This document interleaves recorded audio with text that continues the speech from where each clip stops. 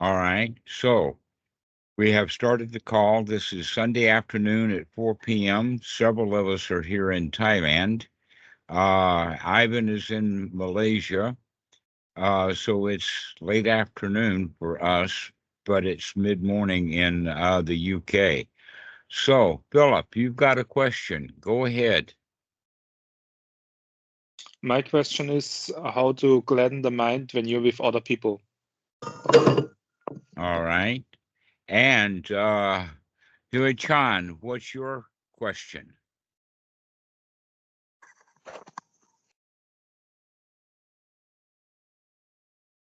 You turned your mic off.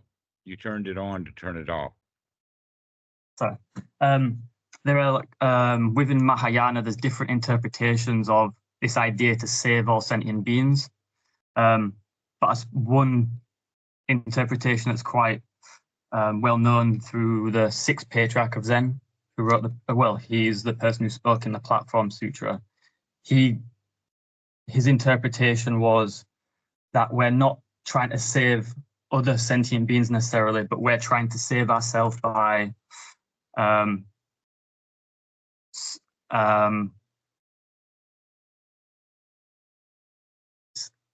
you know what century? Do you know what than others? Sorry. Do you know what century you're talking about? This has got to be well over 1,000 years, I think. Okay, because that's curious. All right. So the way to get started on this is, do you guys realize that you're actually asking the same question?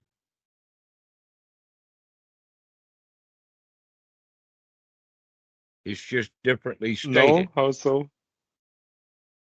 Well, why, all right, Philip, why are you around other people? That's start with, why are you around other people? When you can't gladden your own mind when you're around them, but you can do it when you're alone. So why do you go around other people? Either because I like them or because I have to work. All right. Well, you can work and be in the same building with people, but you don't have to be around them in the sense of among them. That you can just spend your time gladdening your own mind. You don't have to pay attention to them. So, in fact, there's quite a lot about Buddhism in the sense of our relationship to ourselves versus relationship to others. And that one way of talking about it, Huey, is that we don't need to save ourselves. We're already saved. You're already good enough. You don't need to be saved. What you need, in fact, is to stop thinking that you need to be saved. That, in fact, needing to be saved is a kind of bondage. That we need something. And that going around other people actually is putting us in danger. What is the danger? Of being around unwholesome, ordinary people who do not know that they're already okay. It's better to associate with those who already know they're all right, they're okay. Maybe that will start to rub off. The problem with most of the Westerners that are like in Philip's condition that have jobs is that you go, let us say, in and out of society. And a better thing to do is to get out of society long enough to where it no longer has any influence on you. The Buddha had in Sutta number 36 the simile about a tree in the swamp. Being an old Southern boy, we have the expression, the log in the bog, where the cypress tree or whatever tree that was in the bog fell over when it died, and now it's in the bog. So the question that the Buddha raised is, he says, is that in fact, in the time of the Buddha, they had professional fire makers who would go around to make fires for people who needed a fire. Now we have a lighter, easy enough. We don't have to go around rubbing two sticks together. We've got acetylene torches. We've got all kinds of ways of making fire. But in the time of the Buddha, it was hard enough to do that people were actually holding that a profession. So somebody who really knows what they're doing. Did he leave? No, here he is over the quarter. Philip, you turn your camera off. So the log in the bog is can anyone, a fire maker, go and set a log on fire that's in the bog? Is that true, Philip? Can he go and set that log on fire in the bog? It's waterlogged. Not if it's wet. Then you have to first get it out. All right. If they take that log out of the bog and bring it up onto the shore, can the professional fire maker set that log on fire? Not until it's dried. That's exactly what we're getting at. And it takes time and sunlight and gravity to pull the moisture out of the log so that it's dried out enough so that it can be set on fire. Now, let's say that a log is, in fact, drug out of the bog and a little bit of it can be set on fire. If we put that log back into the swamp, back into the back into the water, is it in danger of having the fire go back out? Yes, because it's not dried whole. All right. This is what we're getting at is that this is the reason why it's better to stay out of the bog if you can. This is part of the reason that the Buddha actually started the Bhikkhu Sangha, was to give people the opportunity to leave the society, to get away from it, so that they could, in fact, find their own liberation by drying out. Now, one of the ways that I talk about it is that whenever someone goes into seclusion, getting away from the society, they begin fairly soon to realize that they brought the society with them. That's exactly the same thing as in the analogy that when you take the log out of the bog, it brings its own bog with it. It brings its own bog with it. Even though you've taken it out of the swamp, it's still got swamp in it. One of the expressions that I've heard many times, you can take the boy out of the country, but you can't take the country out of the boy. And recently we've been saying you can take the German out of Germany, but you can't take the German out of the German. But if he stays out of Germany long enough, maybe some of that Germany will start to evaporate or drip out the bottom. But if that German goes back to Germany, he's going to be wet with German again.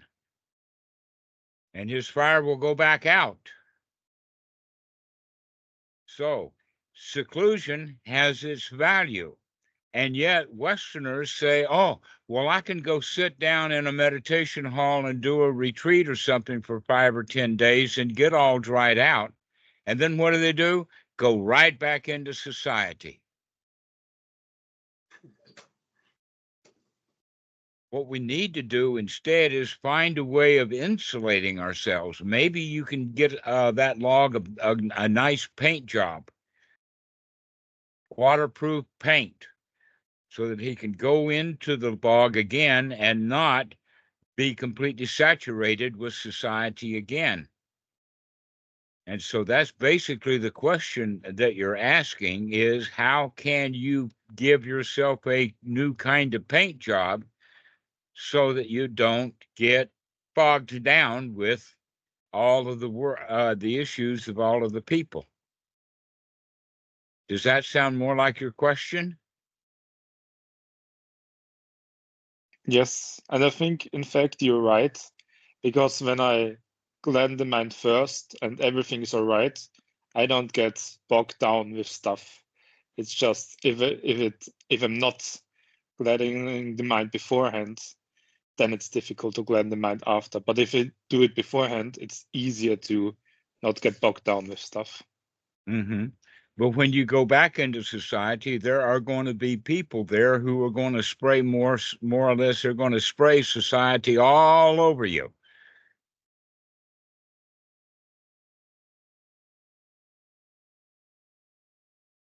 And what you can do with that is that you cannot let it in, or more specifically, you can take a hike. You can get out of the room.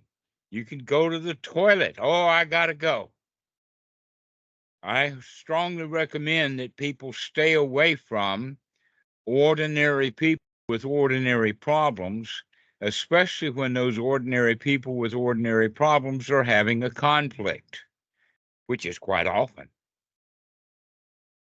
In fact, a lot of society is dealing with conflict.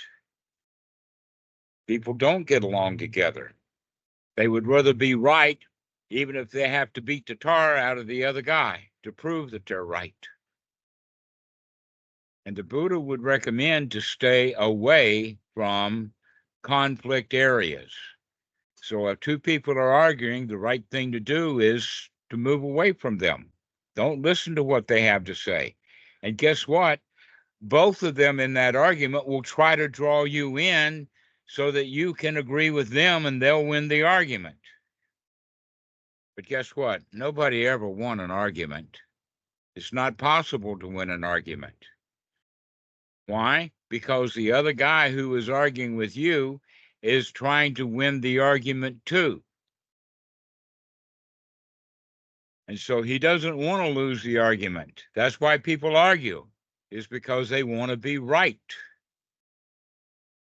And the Dhamma dude can see that and say, hey, I'm already okay. I don't have to argue with other people, that I can get out of the war zone. Actually, there are 4 places where the Buddha recommends that it's not wise to stay. And one is a famine, which would mean people are having a pity party. They don't have any food of joy at all. They're all miserable. And the best thing to do is to leave before they rob you of your food of joy, your substance. Take a hike. Another one is in an area of disease and pestilence. Stay out of that place. If people have a poisoned mind, if they have a mental disease, they're going to do their best to give it to you. It's like the spiritual disease is the most communicable disease there is. Richard Dawkins called it mimes or whatever, memes, that bad ideas spread. And the thing to do is to stay away from other people's bad ideas. Yes, Kat, go ahead. Oh, sorry, I didn't say anything. Maybe I wasn't muted, or I. Your blue bar around your frame flashed. So anyway, this whole story about the log and the bog means that it is better, if you're going to see the light of day, if you're going to be able to do something wholesome, you need to stay away from all of the unwholesome stuff as best you can. We have to insulate ourselves from it rather than trying to fix it.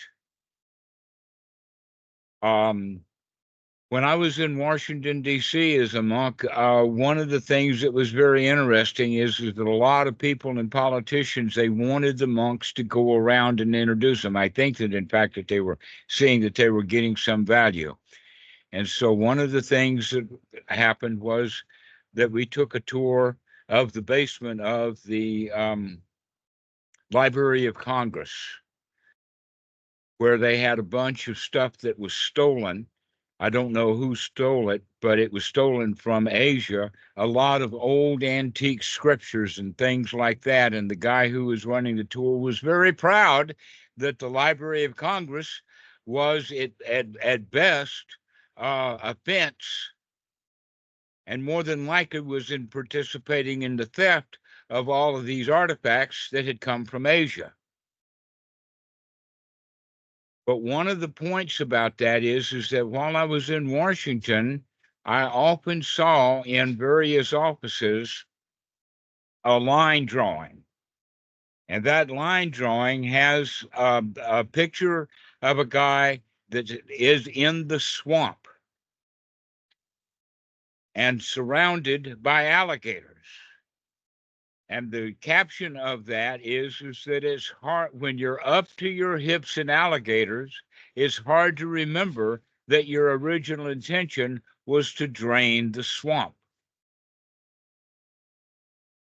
And for some reason or another, I think partly because of Christianity and maybe Islam, that they both have the concept, or the idea is that the world is swampy and it's our job to drain the swamp. Christians actually have to proselytize. They have to go out and spray their Christianity all over people.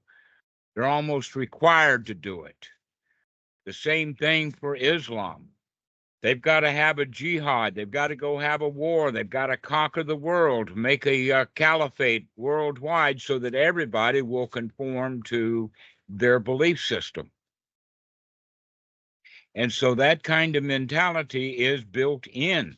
But it's been built into many cultures. It's been built into the Chinese system. This is what the Mahayana practice is all about, that they call, they run under two different systems of belief that are actually interrelated. One is called the Bodhisattva vow. Does anybody here, Kat, do you know what the Bodhisattva vow is?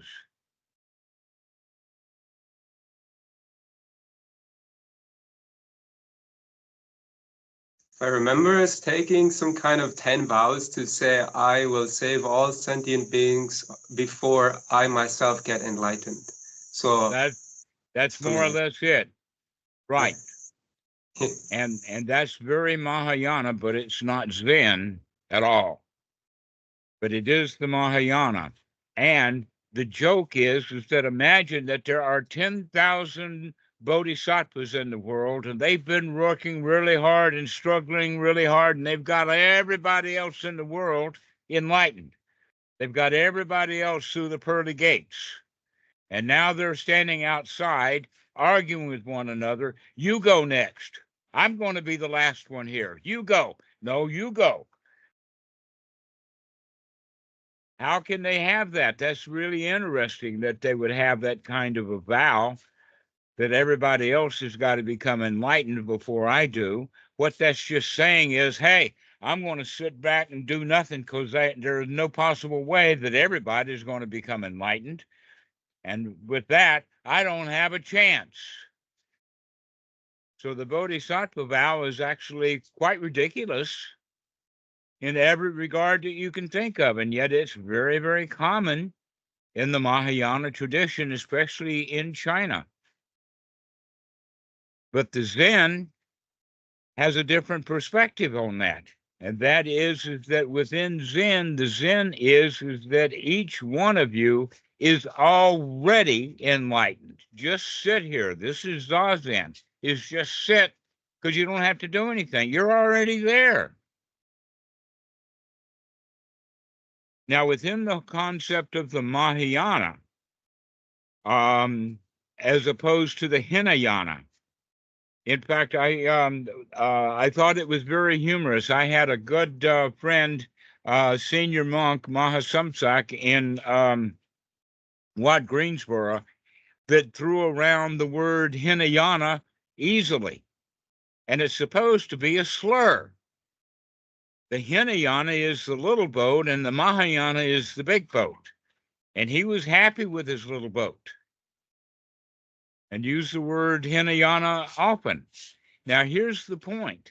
Imagine that the Mahayana, the big boat, is sort of like a cruise liner, like a a carousel, or maybe a Walt Disney ship. And the point is that if you're going to go on this cruise liner, one thing is that you got to do what you're told to do. You got to stand in line for your tickets. You got to stay in the cabin that they want. But the important thing is that you're a guest on this boat and you're not rowing. You expect that the boat people to get you there to where you can think of the Hinayana is like a canoe. And all you need is to get in your canoe with your paddles and go wherever you want to go. So the problem with the Mahayana is that they spend all of their time on the at the port loading up. And then when they're out at sea, they're just messing around, eating a lot of food, gambling, entertainment, all of that kind of stuff. But the boat itself never gets to the other shore. That's the problem with the Mahayana is that it's overcrowded with people who are expecting the boatman to get them there, including the boatman. Everybody's a passenger on the Mahayana and nobody's rowing.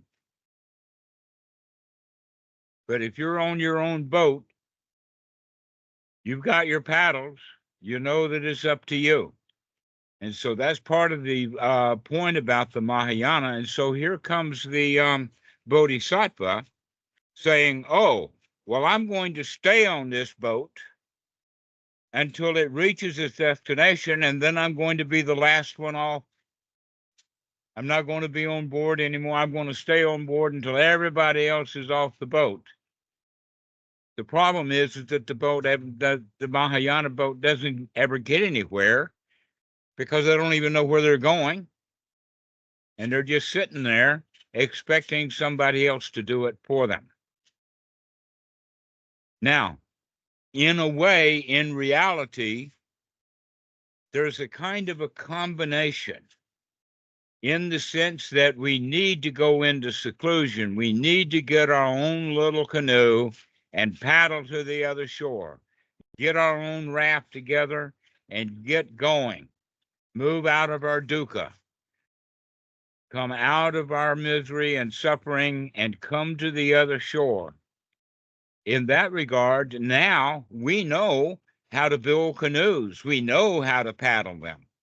So now we can teach other people, one person at a time, how to canoe. And so one person at a time in their own canoe can come to the other shore. But all of those people who are waiting at the other port for the big boat to carry them, they're not going to get anywhere. That in fact, make sure that I'm not saying that everyone who is in a Mahayana temple and practicing that don't get anywhere, because within the Mahayana tradition, there are huge numbers of people who have given up standing in line to get on the Mahayana and have in fact gotten their own boat. That in fact, probably the best example that I have is the Dalai Lama. He didn't wait for all of the others to become enlightened. He went ahead and did it all by himself. So this is the problem with the Mahayana is that they expect, and in fact, I see that the Mahayana tradition is very similar to Christianity, in the sense that the Mahayana want a savior. They want a bodhisattva to come save them, and the bodhisattva can't even save himself because he's too busy waiting for you to get saved somehow. And here we have in Christianity, oh, you've got to have a plastic Jesus on the dashboard of your truck or you're going to wreck your truck. You need a Jesus. You need a savior. You can't save yourself. Except that in the actual teachings of the Buddha, there is not only the possibility that you can save yourself, but here is the Eightfold Noble Method to do it. And all we have to do is to practice the Eightfold Noble Path. That's it. Now, the point is that we cannot practice the Eightfold Noble Path while we're standing in line with all of the others who are waiting for the bell to ring, waiting for the ship to leave, waiting for the Mahayana bodhisattvas to come save them. That the entire society is looking for help. Very, very few people will actually take the responsibility that they individually have to fix their own mind. This is actually what the Second Noble Truth really is all about. And it's so important for us to recognize that you yourself individually got yourself into the mess that you're in, and only you yourself can come out of the mess by first off recognizing to stop making the mess and to say, I'm not messy. Stop having the messy thoughts and start having happy, wholesome thoughts. And when we have happy, wholesome thoughts, we're not in a mess anymore. It's a very simple practice. One stroke of that oar at a time, one stroke at a time. This is happy thought. This is a happy thought. This is a wholesome thought, one after another after another. But many people start to do that, and then they'll take the oar out of the water and says, oh, poor me, this is so much work. I want a great big boat for somebody else to come save me. Where's my place on that big boat? And the right thing to do is to put your paddle back in the water, to start watching what your mind is doing, and to start to practice with right noble effort to change your own mind. So, Philip, getting back to the point that you were making, is that yes, so long as you're standing in line with all of those people who want you or somebody else to help them, you're getting polluted. It's better to stay away from those people, and if you can't stay away from them physically, at least stay away from them mentally. But it's better to stay away from them physically, because they'll do their darndest to make you responsible for the mess that they're making. Now, that goes back also to the point is that if you are personally responsible for all of your own unwholesome, unhappy thoughts, then they are too. You can't save them. You can only save yourself. And even after you are saved, whatever that means, they've still got to do it themselves. You can't save them. Only they can do that. They're going to have to draw their own log out of the bog, let it drain out, and then to set them their enlightenment fire all on their own. And all they really need to for that is to recognize that that's the task. All of those logs in the bog, hope somehow that someone else is going to take the water out of the bog. So going back to that point about when you're up to your hips in alligators, it's hard to remember your original intention was to drain the swamp. You can't drain the swamp. The swamp is there and you can't drain it. The best thing for you to do is to get out of the swamp. And don't go back in. Stay out of the swamp. And you say, oh, well, I've got to have a job. Well, now we can go and change the topic. Well, do you really have to have a job? And some will say, oh, well, you got to eat to live and you got to work to eat. Well, there's 1, 2, 3, 4, 5, 6 people on this call right now that know that's not true. Kat, do you work for a living? Or do you eat without having to work at, let us say, IBM or drive a truck or do something like a job? No, I just sort of stand in front of a house and people put food in my bowl nowadays, you know, so it's quite easy for me. It's fairly easy now, but I know the kind of thought of, oh, I have to do that, I have to make money, I have to, that kind of rule that we learn. It seems impossible, like it's impossible that such a thing exists. I don't have to work, but there are Yeah. places you can go and you don't have to really, people will take care of you very well. Yes. In fact, they want to take care of you because in somehow or another, if they take care of you, you'll save them from their sin. And you can't do that, but you can eat the food that they offer. And if they want to really know real Dhamma, you can tell them all about it happily. Let them go save themselves, knowing that if they get on the robe and the bowl and go out on Bendabat, somebody else is going to feed them. And so, Philip, maybe you don't have to work. Maybe that is a fallacy.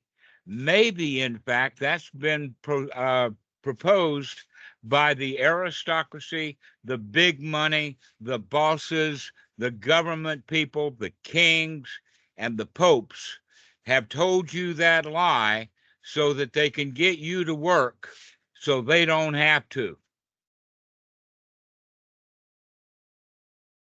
And maybe you don't have to work. They say, oh, you can't get on the big boat if you don't work. You got to stand in line. You got to pay your dues. And the answer is, hey, you don't need to get on that boat. You can live a beautiful life. You can eat. You don't have to work. Then, in fact, here's a point. Look at the difference between how much money you make at the job versus how much it costs to eat. So why don't you do it this way? Why don't you eat and live simply and save all the rest of the money all month long, month after month, and pretty soon you've got so much cash that you can eat for years off the money that you didn't spend for all the other stuff to maintain the job. But the job actually costs more money to have a job than often that you even make on the job. Some people have to wear business suits. Some people have to travel in a car. Some people have to show themselves in a certain way in order to get the job. And then the amount of money that they're paid on that job is very little. I mean, the big business, they don't want to pay you. They don't even pay you what you're worth. So I would highly recommend people that's got a job to review that you don't have to work. You can, in fact, get away with it. You can come and stay in a coochie next to a cat. You can come and hang out on the porch. Come live with me. We've got enough. David, you're staying at Watsu and Moke. Do you eat over there? I mean, they've got a kitchen, don't they? Yes, they do. Do you have to pave their streets to get to be fed? No, there's no paving at Watsu and Moke. No. Do you have to cut down their trees in order to get fed? No. No. It's really good food. The food's really good. Say what? The food is really good. Well, that's a matter of opinion.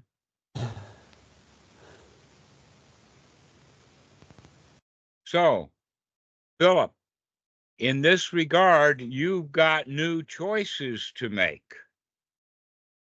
That you can, in fact, spend more time in seclusion. You can, in fact, spend time practicing Anapanasati, get your mind in such a good state that you can go around those other people and they can't get to you.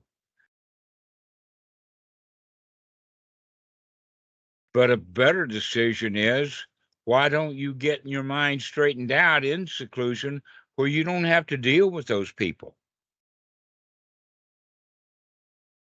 Because they're not there for your benefit, and you're not there for their benefit.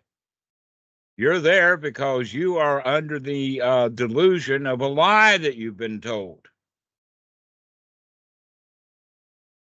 And you can be happy and smart and not hold a job.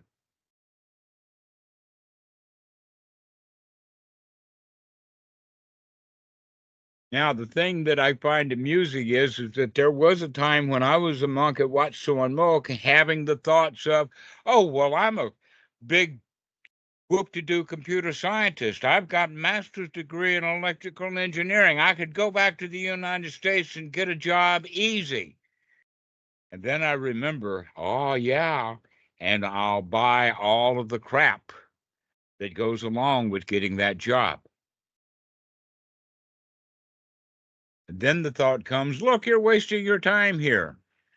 And now I recognize, oh, no, after years later, I'm really satisfied that I didn't go back and get that job. I could have been a wealthy man. I would say that I've suffered the loss of $10 million in lost salary over the course of a lifetime, over the course of the past 40 years. My salvation has cost me $10 million, and I paid it happily. Why? Because if I had had that money, it would have been spent, it would have been gone, and I would have been just as miserable as I always was. Another way that I put it is that if Achan Bhikkhu Buddhadasa had given me big bags of gold rather than the Dhamma, then I would have probably squandered that gold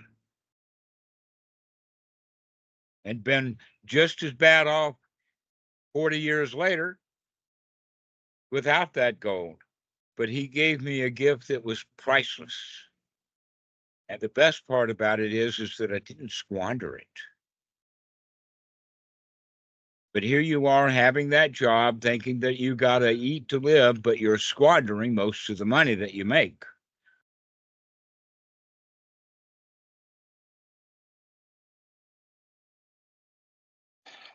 I mean, one thing that is good though is that I can be in my little boat because I have the money to be in my little boat. Well, if you've got the money, then come live in Thailand and be generous. Give David some real food so he's not eating that crap thinking that it's great.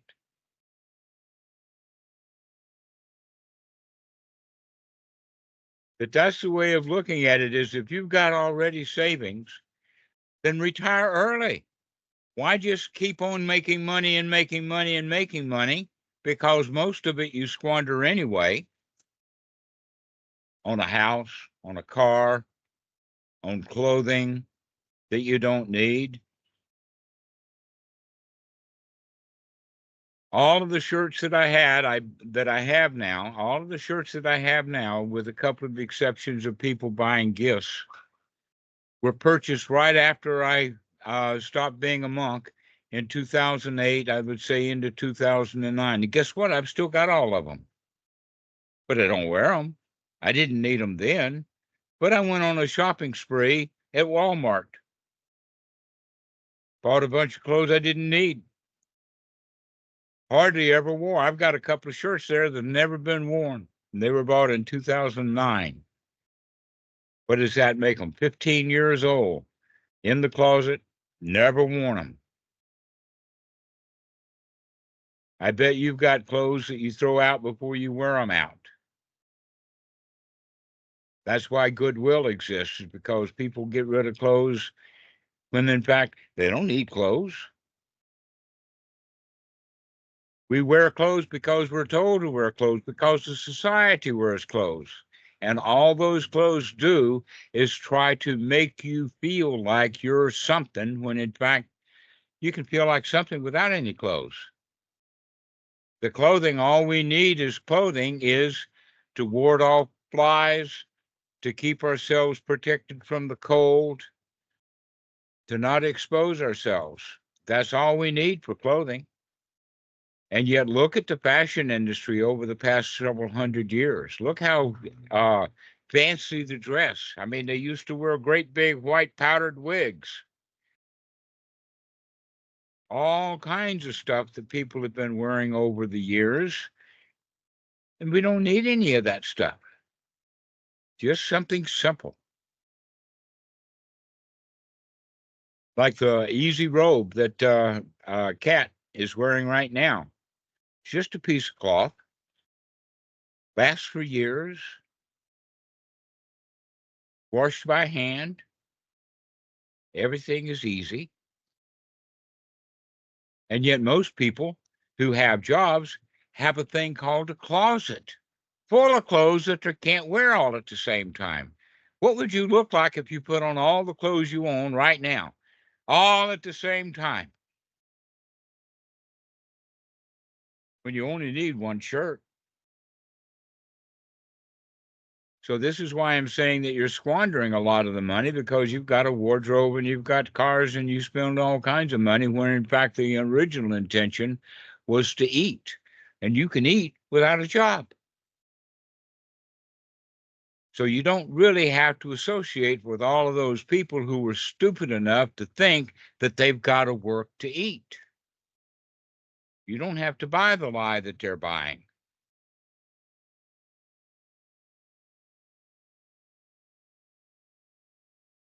You can take it easy.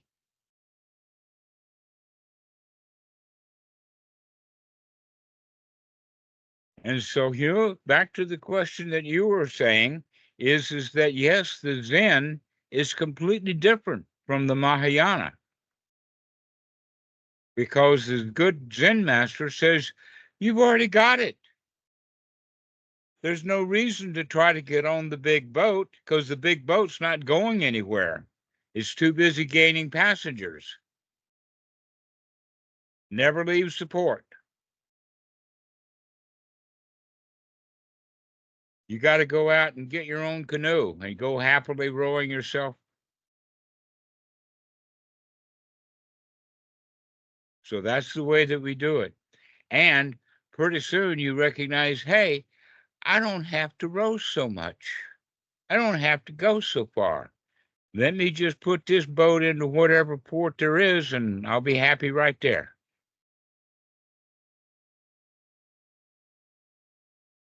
The real journey is to cross the flood of desire, to cross the flood of ignorance, to cross the flood of hatred and ill will that we manufacture. There is the simile of the raft, that one can make a raft, get on that, cross the flood, go to the other shore, and then abandon the raft. We don't have to use the raft as a religion and pray to it. Oh, I'm so happy that this raft has saved my life. We're still putting that raft on straps and strapping it to your back and carrying it around everywhere we go. We can just gain our freedom. And then we can put down all the objects. We don't have to carry that canoe.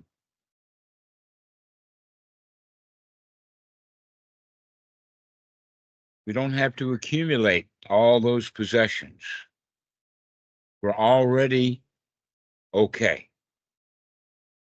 But we have to practice being already okay, because our society has lied to us and told us that you're not okay and you've got to have a job. You're not okay and you've got to join the religion. You're not okay and you've got to vote. You're not okay and you got to wear clothes. And wearing clothes and getting a job and voting and all of that stuff doesn't make anybody okay. They're all still not okay. The only thing that's going to get you to become okay is for you to remember that you're already okay.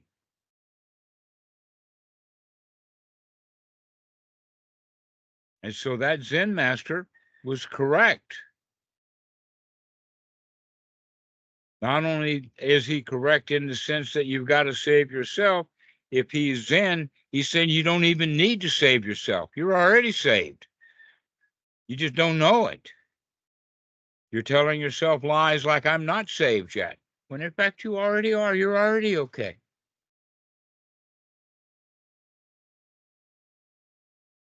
Ross, what do you think about that? Yeah, I mean, I think I agree with a lot of what you're saying. There's one thing that's kind of, as you've been speaking, it's made me realize how probably the translation save is a very bad translation. Because in Chinese, when they say the chant this the 4 bodhisattva vows, the verb that they've translated to save is do, but actually there's no other way. There's no other time where they use that to mean save. It's just somebody's translated as this. So I feel even the word save is kind of almost not. It's not what he's trying to say. It's like almost, it means like to pass something or go through something. So I think about sometimes released? Yeah, probably. Set But free. I think it's something you've mentioned before about a lot of suttas when they were translated by Christians, and I think this might be another sort of thing where it's just kind of the meanings change, and it kind of it's in the past it's maybe made it seem to mean something else to me, and once it's spoken through, you can kind of see actually there's something missing here. Mm-hmm. So if you know how to practice correctly, either through the Theravada or the Zen or the Mahayana, there are correct practice. The teaching of the Buddha is in all of those various cultures. That what Westerners do when they see Tibetan Buddhism, what they actually see is Tibetan culture. Just like when we think of Zen, we're much more likely to see Japanese culture than we are actually the Zen itself. The same thing with Thailand, that people are much more likely to see just the Thai culture than they are to see the Buddhadasa.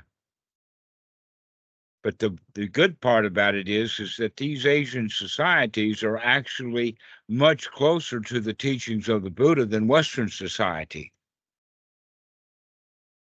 That they've been Buddhist for centuries.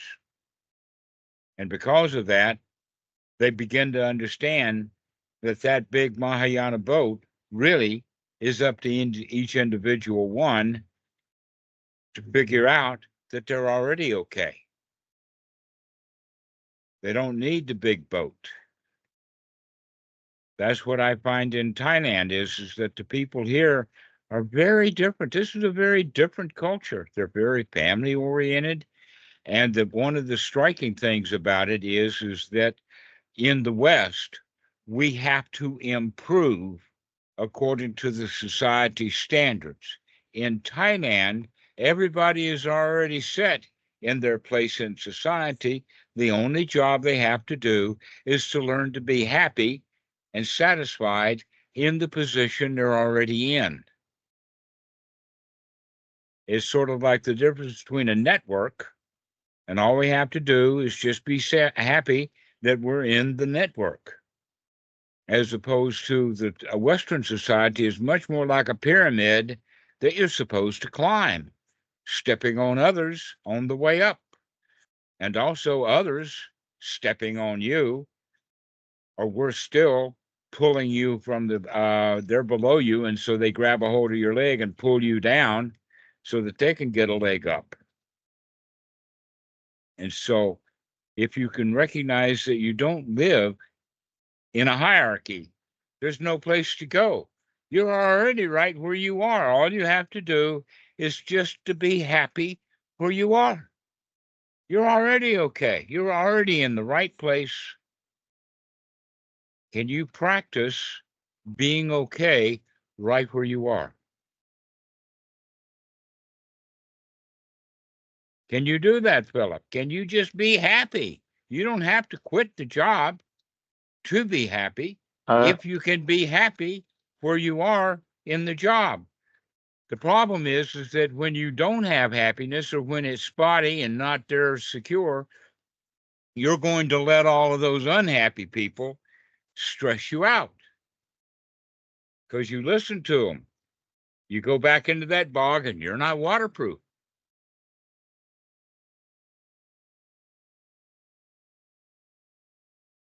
Yeah, but I practice this.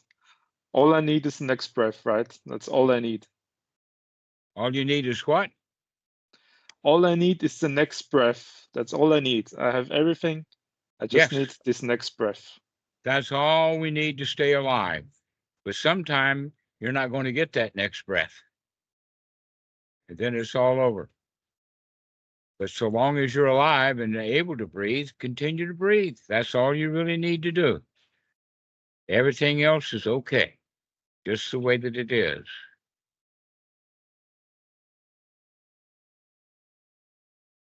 So, Thomas, do you have anything to say? Not more than to just enjoy this right here. Nowhere to go, nowhere else to be. Nothing more to think. How about you, Ivan? You got something to say? Well, not really. I'm just laughing at a lot of things you said. Ivan, I have watched you go through a major transformation. Congratulations. Oh, Congratulations. Thank you.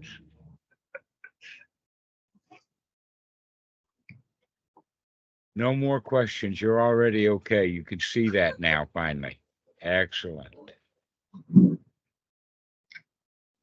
I think everything is okay. It's such a transformative understanding, I guess, because the logical mind always will find something, but I realize that everything is okay is something beyond that. I'm not sure how to express it, but it's nice to experience it. All right.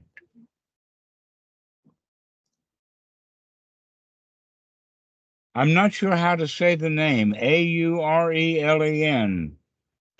It's Aurelian, yeah, but I'm great. I'm feeling Aurelian, just right, fine. Aurelian. Now I remember. Okay. Yep.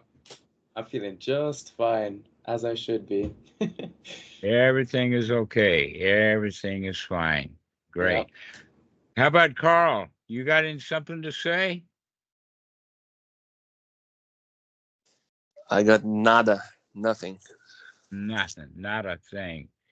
Nothing to it. Everything is all right. How about you, Kat?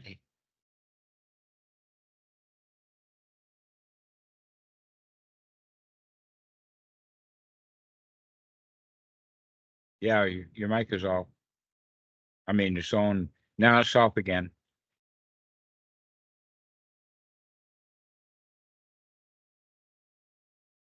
Is it on?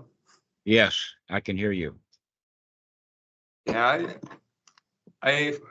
what's interesting for me is like, because I'm really in this experience, I do find it hard to sort of express the experience to other people. Like someone asked me yesterday, what's Bindabad like? And I said, well, it's like this, you know, you go to someone's house and you walk here and you go there and you sort of do this and this. But I was like, it's really an experience. I just don't know how to, express it or talk about it, you know what I mean? It's too You're hard. only talking about a very small part. Yeah, yeah. You're not talking about the mindfulness of all the monks walking in a line. But in fact, you go to on Bendabat with Achan Meti, right? No, I usually, well, me and another monk, we head to another village. He goes on another route, but sometimes I go with him, yeah. Okay. And so you're watching where you're going. You go barefoot. You know the path very well. How to explain all the walking barefoot on the rocks and looking at the people people talking, putting food in your bowl and sort of that the whole experience. It's hard for me to talk about that. And I know many people here probably weren't in Thailand or haven't even been to maybe a Wat before. So I find it interesting to see how you talk about it, and to them, you know, I find it interesting. It's such an experience, though. It's such an experience, yeah. Mm-hmm. I remember one of the things that I saw is that in the neighborhood that Achan Po would take the route where I would go with him, is the people were very, very poor compared to what I had thought about, in the sense of, hey, I could feed these people, and here they are feeding me. Yes. Yeah. That I could give these people much better food than they're giving me. But I learned to become grateful that the food that I was getting, whether it was a half-eaten banana or maybe half of a small fish that somebody had eaten half of and put the other half in my bowl.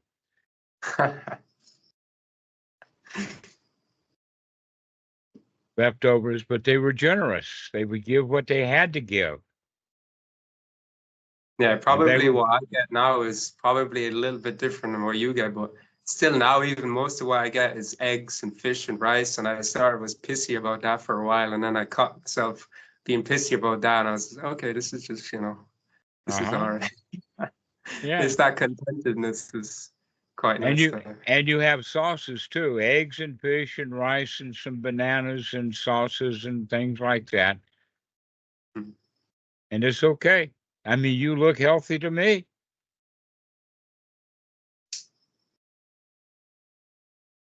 So everything is just fine.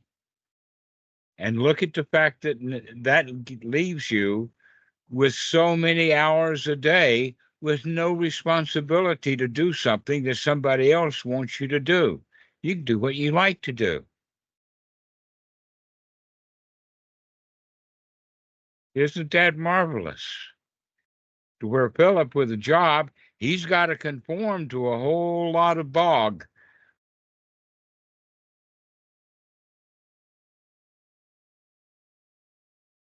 You got to go to work and get to work and wear clothes they expect you to wear and talk like they expect you to talk, etc., like that.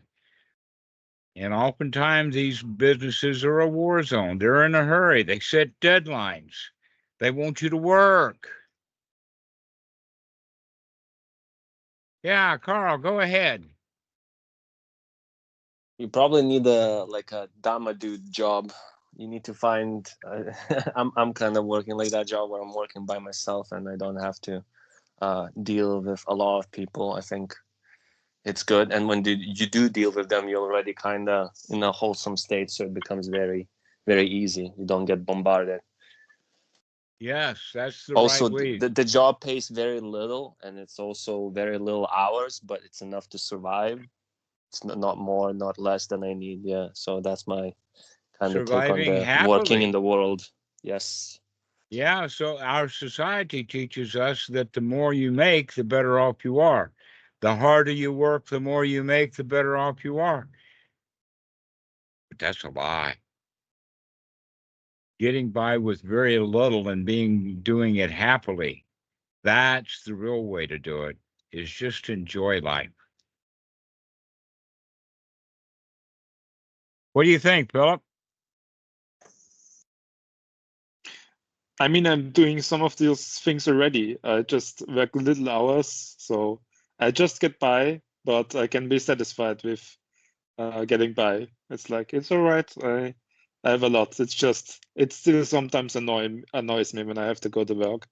But sometimes I have gladdened the mind and it's all right. Nobody can annoy me. That's the right way to do it. Congratulations. Yes, Micah and I disappeared at the same time because we're on the same router. After the power comes up, we still have to wait for the router to power up. So let's go ahead and finish this call. Does anybody have any last things to say? I have something, Dhammarato. All right.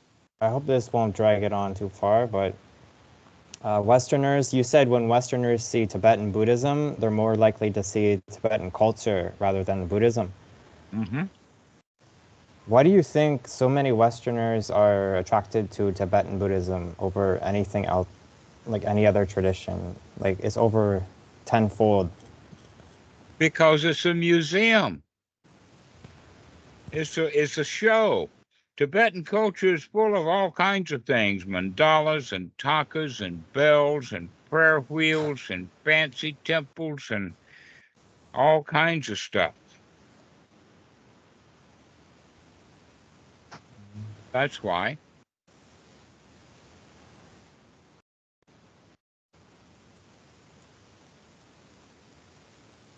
And so, yes, it's quite popular simply because it's so beautiful. Even though the Tibetans talk about sunyata a lot, actually the Theravada is sunyata. There's nothing there.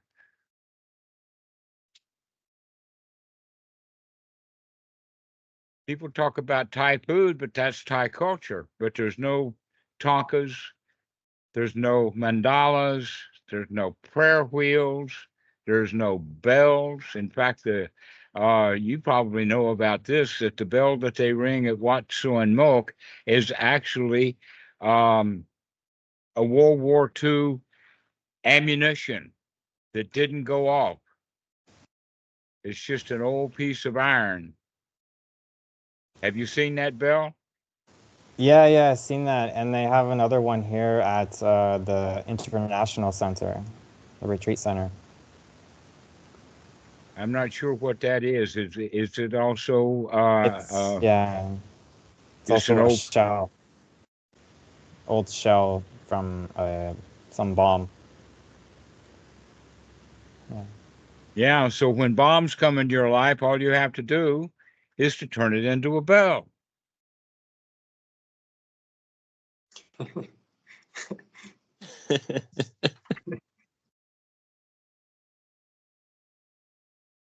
And so this is the reason why Tibetan is, let us say, popular in the West, is because it's beautiful.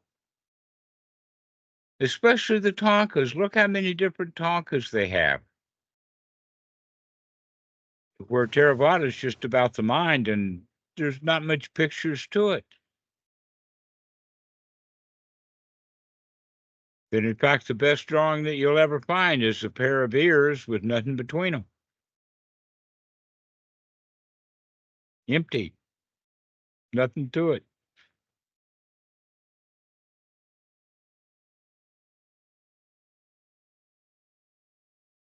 So does anybody else have anything?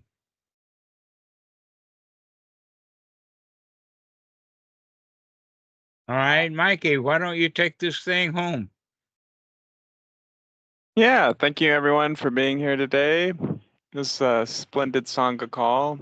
Always good to see smiling friends.